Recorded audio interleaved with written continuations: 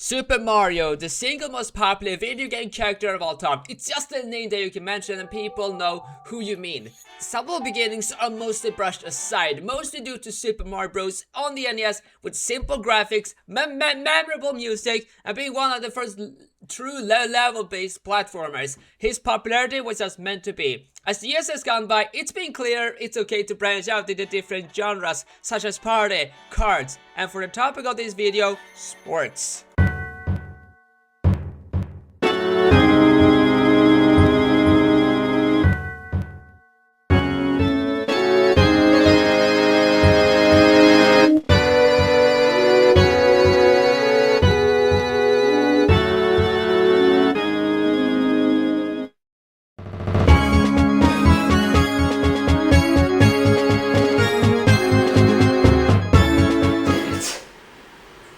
I know. I can. And I will! While Nintendo sports games centered around Mario sells well enough, they have never been a top priority for Nintendo, as a lot of them don't really get talked about, with a few exceptions.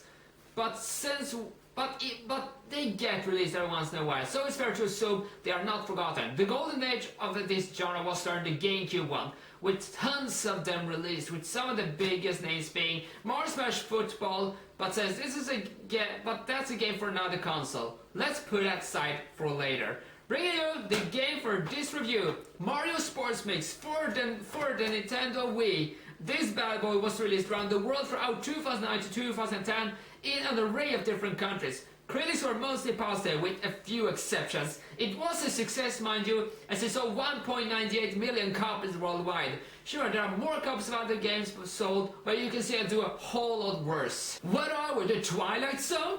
Nintendo have always had a different philosophy compared to other companies. You see, they very rarely focus on pumping out new games in the same franchise because they want to come up with new ideas. Hence why we didn't get a new F-Zero game for ages. So this one was developed by the Final Fantasy studio, Square Enix. When a game studio takes someone else's characters to use in something else, which can lead to varying results. A game I immediately think of is when the British game studio Camelot got to borrow Mario & Company for Mario Golf and Tennis.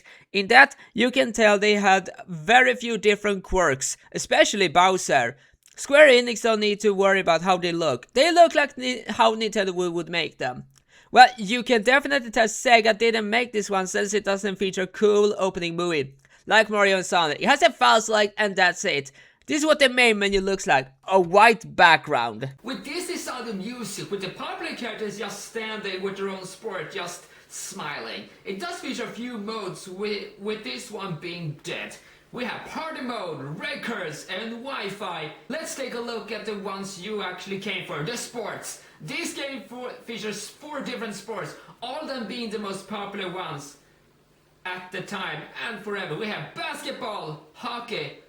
Okay, I did take the popular ones. What is he doing there? Volleyball and dodgeball. We also had the most popular Mario characters standing proudly with the necessary gear.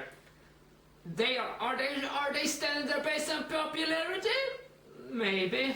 I was surprised to learn how in-depth these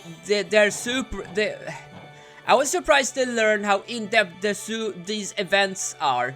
It retraps the steps of classic Mario Party with everyone competing to be a superstar.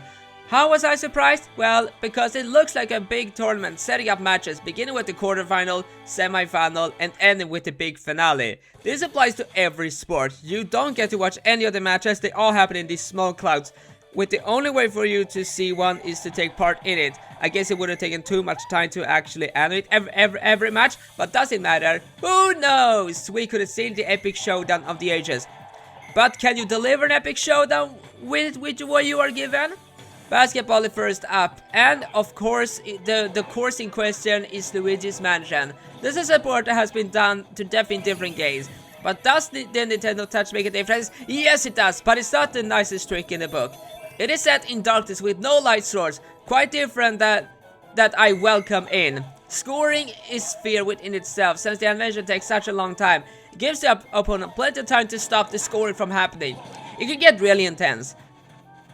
Sure, it's very much different. It was I very much congratulate Nintendo for setting up the perfect circumstances as the course in question. Sure, there is an annoying factor to it, but it's not something that everybody will like, but you know, it's still a good attempt.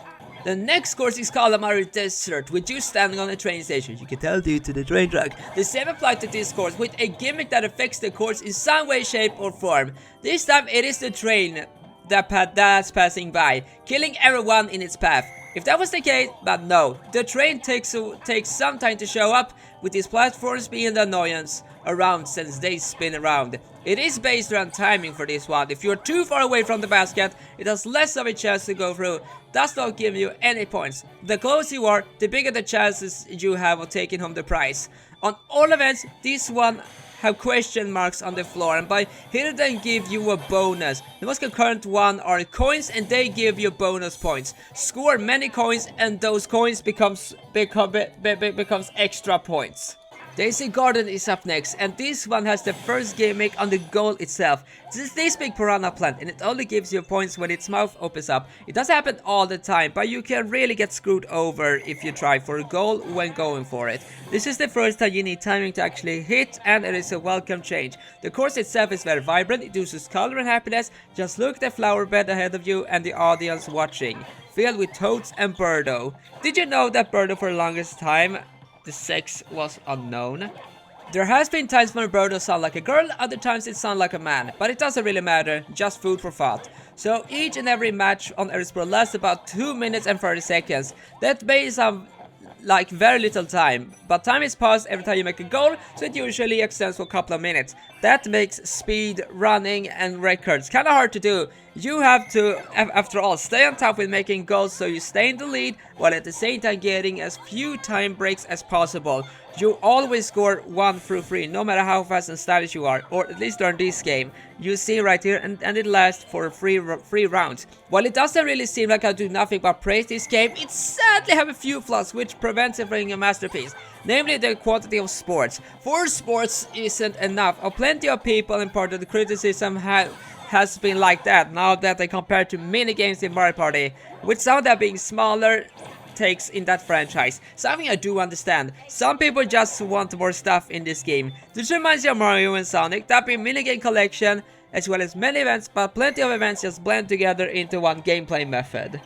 I do, however, like how colorful and vibrant this game really is. You can tell it is a Nintendo themed game.